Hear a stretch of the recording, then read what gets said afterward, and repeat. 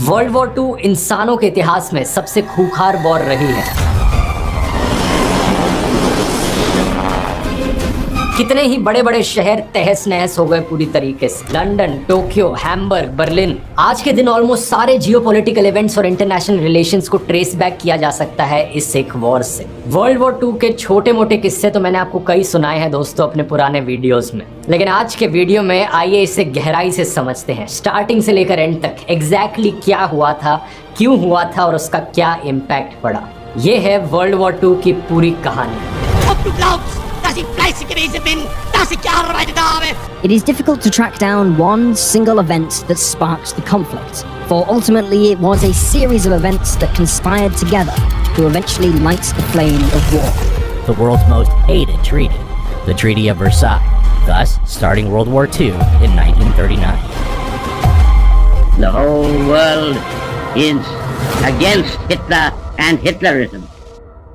अपनी कहानी की शुरुआत करते हैं साल 1919 से। ये वो साल था जिस साल वर्ल्ड वॉर 1 खत्म हुई और एक फेमस पीस ट्रीटी साइन करी गई जिसे कहा जाता है द ट्रीटी ऑफ वर्साई। इस ट्रीटी में एक बड़ा इंपॉर्टेंट क्लॉज था आर्टिकल 231, जिसमें लिखा गया था कि वर्ल्ड वॉर 1 से जितना भी नुकसान हुआ था उस सारे नुकसान की रिस्पॉन्सिबिलिटी जर्मनी देश की थी।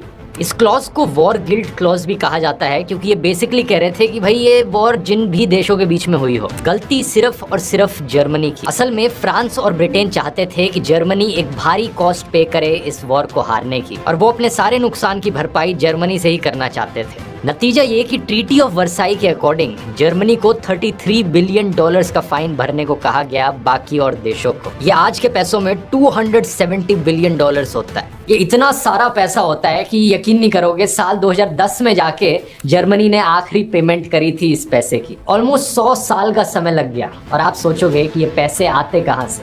ऑब्वियसली देश से आते, जनता से आते। इस पैसे की पहली पेमेंट करी जाती है जर्मनी के द्वारा साल 1921 में, और तुरंत बाद जर्मनी में भयंकर तरीके से हाइपर इन्फ्लेशन देखने को मिलती है। जर्मनी की करेंसी उस वक्त थी जर्मन मार्क। इतनी तेजी से ये डीवैल्यू होती है कि आप यकीन नहीं करोगे। साल 1922 में बर्लिन में एक ब्रेड के पैकेट की कॉस्ट थी 160 मार्क्स। अगले साल 1923 में इसी ब्रेड के पैकेट की कॉस्ट होती है 200 बिलियन मार्क्स। जाहिर सी बात है कि इकोनॉमी का सत्यानाश हुआ और अनएम्प्लॉयमेंट बड़ी तेजी से बढ़ने लगी। ऐसे हालातों में हमारी कहानी में एंट्री होती है एडोल्फ हिटलर की, एक यंग पॉलिटिकल लीडर जो अपने भाषणों के द्वारा जनता को बेवकूफ बनाना बहुत अच्छे से जानता था। साल 1923 में हिटलर की नाजी पार्टी जर्मन सरकार को ओवरथ्रो करने की कोशिश करती है कू करके। हालांकि ये अटेम्प्ट फेल रहता है, लेकिन हिटलर की पॉपुलैरिटी लोगों के बीच में और बढ़ जाती है इसकी वजह से। लोगों के बीच में अफवाहें फैलाई जाती हैं कि जर्मनी को जो एम्बैरेसमेंट सहनी पड़ रही है, जर्मनी की जो इंटरनेशनल बेइज्जती हुई है, ये देश में रह रहे एंटी नेशनल एलिमेंट्स की वजह से हुई है। लोग बहुत परेशान थे, लोगों को बहकाना आसान था। हिटलर कहता है कि जो देश में ज्यूज और सोशलिस्ट लोग रहने लग रहे हैं, गलती इनकी है, इनकी वजह से जर्मनी का नाम बदनाम हुआ है। अगले 10 सालों में भरपूर तरीके से प्रोपेगेंडा का इस्तेमाल किया जाता है, मीडिया को खरीदा जाता है, भड़काऊ भाषण देखने को मिलते हैं।